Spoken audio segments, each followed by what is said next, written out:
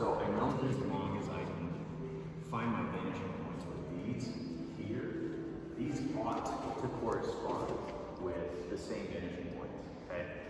But you may have to draw smaller in order to get all of this in and to get your vanishing points on the paper. So I'm definitely gonna draw sitting down here because I didn't bring a chair or an easel or whatever.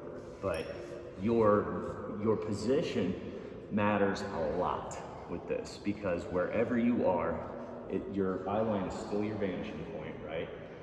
So as I draw through this,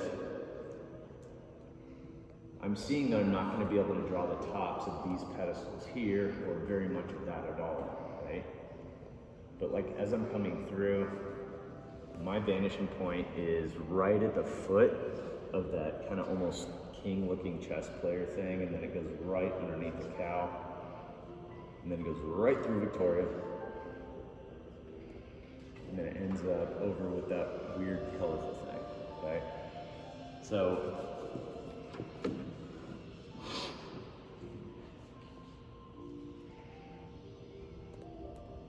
all right, because I'm gonna be right in line with this, I'm gonna go ahead and draw my horizon line pretty much perfectly in the middle. Now, if my perspective were, like if I was standing up such that all of this, like I could see the top of all these things, my vanishing points and my horizon line would be higher, because these things would have to go back like that, and I'd have to be able to see the tops, right?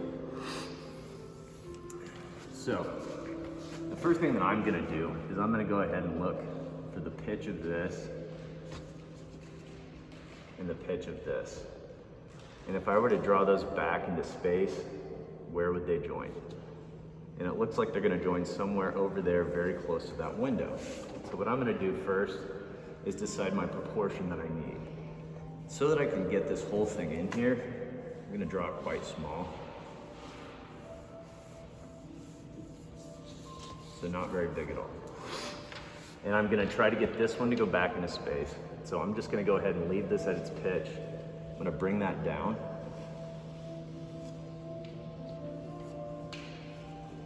And then I will hold my drawing up, and I'll check that a few times just to see if I have the right angle. I'm gonna do the same thing on the base. And it looks like I can reliably use this area here, because they kind of come together right there. This one's gonna be a lot longer, okay? Because it's a longer surface. And so it may almost be one of those that's like clear off the page. So what I'm gonna do first is I'm gonna get this to almost straight.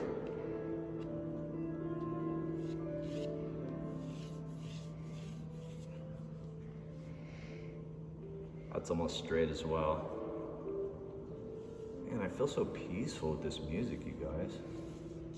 I feel like I'm meditating. Anyways.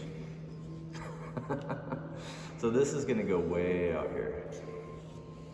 I say one of these days what we should do just to throw people off is like throw some death metal in there. And then Toby would bring his class over and he'd be like, yes!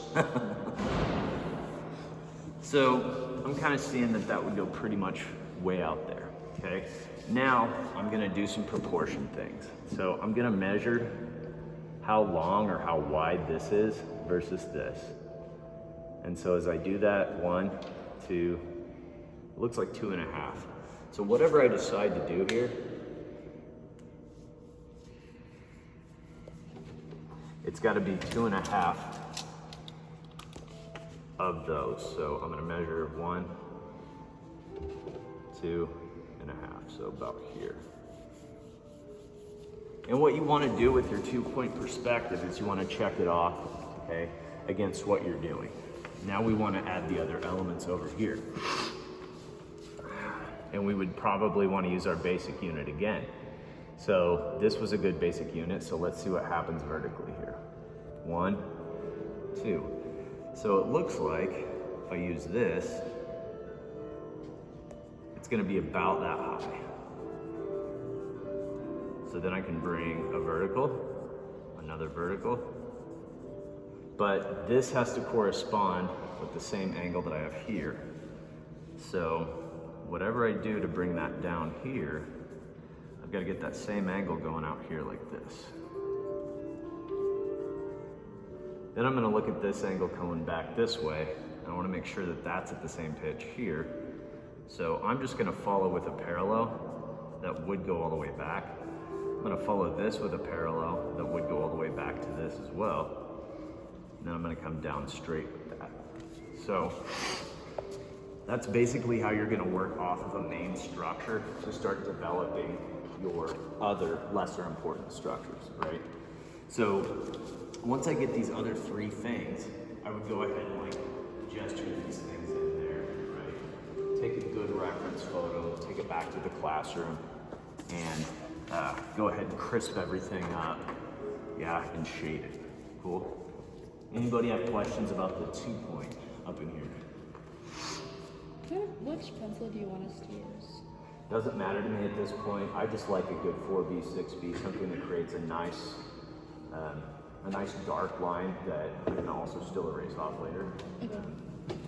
So I was using a 4B. And you can make corrections like before you go up if you want, but I like my philosophy when I'm drawing something and I'm in an environment is I want to capture everything that I can while I'm there, and then later I start to refine, right? Okay, those of you that are doing 1-point, and even those of you doing 2-point, if you want to bring an easel down, you're totally welcome to do that. You definitely want a board, okay? And then the way this is going to work is if you don't get this done today by 5:20, you can take it home with you and work on it and bring it back next week. Same with the sketchbook. And if any of you do need help with your hands or whatever, I will work with you to make that happen. Cool. All right, sweet.